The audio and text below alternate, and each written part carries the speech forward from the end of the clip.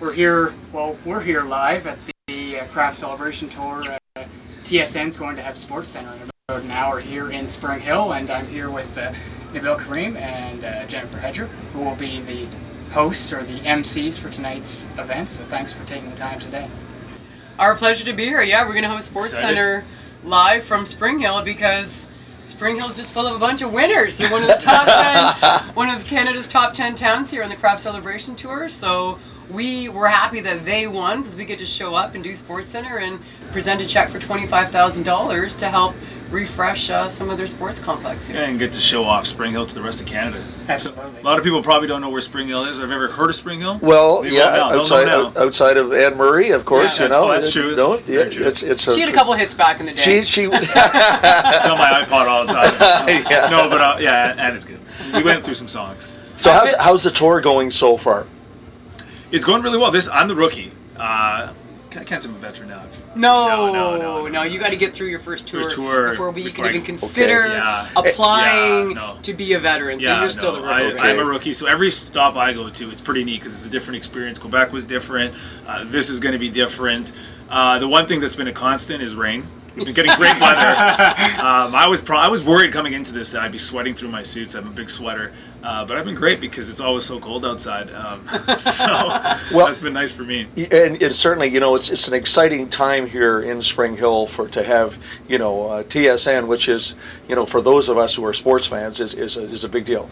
And so how do you feel, coming to a small town like this, what sort of feedback you're getting from people?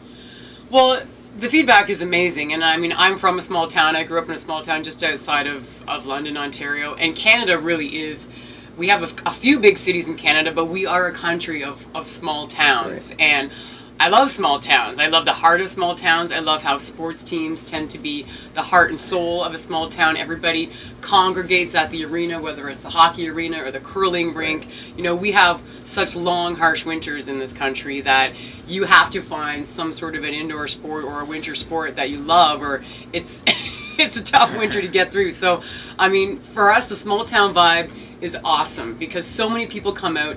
It matters so much. It's so hard to raise money when you're in a small town to do an expensive project. We always say it takes a lot of bake sales to raise $25,000. A lot of hot dogs. A lot of hot dog sales, a lot of all of that, cheese drives and fundraising. So $25,000 goes a long way, and it's a big pep rally for a small community. Yeah, right. It's basically saying to a small community, whether it's Springhill or whether it's Montebello or St. Andrews or whatever town you're going to, it's basically saying, you guys matter.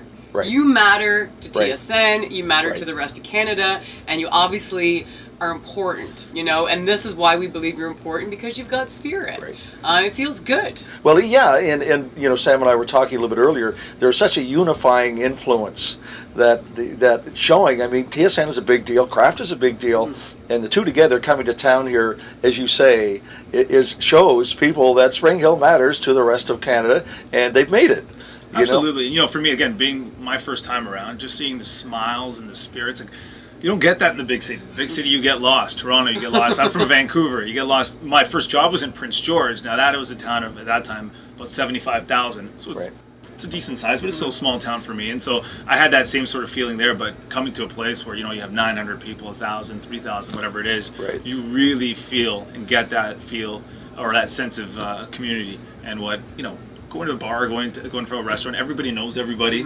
That doesn't happen out in Toronto, so it's neat. And the cool thing is that we come for 2 or 3 days, and we're part of the community. Right. Everybody's chatting with us, treating us like a local. It's cool. Well, we've got Springhill Institution, and we can keep a little bit longer than that if you'd like to stay.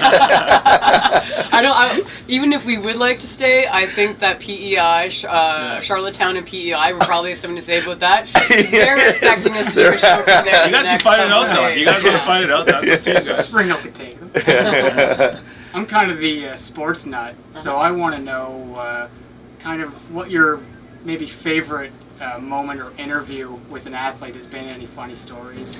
My favorite moment with a bullet was at the 2010 Winter Olympic Games from Vancouver, and I was lucky enough to interview John Montgomery after he won gold in skeleton. I always want to say illusion skeleton. Mm-hmm. And that was just like the crowning moment for me, because if anybody was watching back then, you might remember him walking through the town of Whistler and Yes. taking the beer and chugging it back. And I think for, and bringing it back to this craft tour, it's like, it's a very Canadian feeling, I feel, on this tour. And then that moment with John Montgomery was a very Canadian moment as well, because we were obviously in Canada, we were surrounded by Canadians, but there was something very grassroots and natural and unscripted and authentic about it. And the authenticity that we feel on this tour as well, it just can't be beat, it can't be matched, it can't be duplicated, because this is real emotion. These are real people, this matters to them, and to have sport intertwined all in it. People always, not always, but sometimes there's a question, does sport matter? Does amateur sport matter? This is expensive. Well, you're damn right it matters. Like, Sure. it is sort of the yarn that knits entire communities together. And John Montgomery will tell you, he came from a small town too in Manitoba, and it's people caring about kids doing amateur sports and having a place to play that made him an Olympic gold medalist. Oh, fantastic. That's a tough act to follow. Yeah, I'm not. I don't. Do you even want to know? For me, like, my role is kind of different. I'm kind of a rover, so I'll report sometimes, anchor sometimes. So I'd have to split it up here and say I've been to some cool events. Like the World Juniors is always a highlight for me. Right. It's really cool to be part of that and to see the entire country back our kids. Being in Poland for the Poland-Ukraine for the Euros a couple years ago, that was amazing. But the only thing is, you don't really get that access to the players and so forth. So it's just very different over there. But the coolest interview I've had was probably with Novak Djokovic. It was Okay. I was actually working for CBC at the time, but it was my first sit-down interview, and they're like, "Hey, it's Novak Djokovic," and I was like, "Wow!" And that's when he was on that big tear that year, he had Right. 52 or 53 wins or whatever Right, it was he right. had lost. And you're pretty intimidated. It's Sure. Novak. He comes in. We talked a little bit about Serbian and Croatian cultures. 'Cause I had a lot of friends who were Serbian and Croatian, and we hit it off right away. And it was a really cool interview. It went really well. We went on for like 20 minutes, and he was happy, and it turned out really good. So Oh, that's probably super. the coolest one, just because I don't think I'll get to have a sit down with him one-on-one again. You don't know. He might ask to talk to you again one day, though, Nabil. Yeah, you know You might what? put I in the followed him on record. Twitter. And I keep sending him messages. Hey, Novak, remember me? Remember our chat? Yeah. But Unfollow, Yeah. block, tweet, yeah. yeah, he's probably blocked me. But yeah, that's my follow-up to your. Well, just so you know, this is probably one of the coolest things Sam and I Yeah, have done very for a while. Well, I just had one more question. Sure. I got to get it in. Have you guys did participate in the Ice Bucket Challenge, did you not? You did. We did. What are your feelings on the whole concept? I think you're nervous before, and you're like, I think the concept's great. I think it's really taken off, and I think now everybody's doing it. But I think when you look back and you find out, and people who are going to the ALS website and donating, it's Right. it's great, and people are having fun with it. It's something easy to do. And again, when you're going to do it, we were nervous. We're like, oh, this is cold. Like, and it was cold in Montreal. Well, yeah, and it's one thing to do it like on the beach in California, like Yeah. Steve Nash did, right? It's Yeah. another thing to be freezing our cojones off Yeah. in Montebello with these ice buckets. But that ice bucket challenge, I think, there's a lot of negative things about social media, Right. and social media can do harm. But that is one instance where you see the power of social media for good. That Yes. was completely, that could have never existed Mhm. without social media.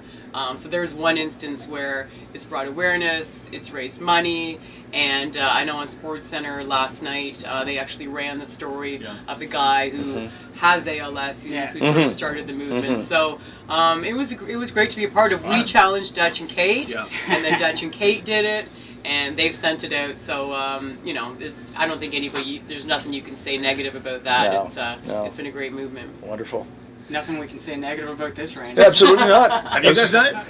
No, No, we haven't. no way, We haven't no yet. way. We haven't I yet. can't believe nobody's challenged you guys. Somebody on air has to. Yeah, I was challenge gonna it. say, you gotta run this clip. This clip These has two- to be in the interview. these two Somebody. need to- Somebody's gonna. challenged. Okay, we'll definitely air that part. Yeah. Yeah. Yeah, we It's gotta definitely be a will. really big bump. Challenge Okay, Randy, really, Sean.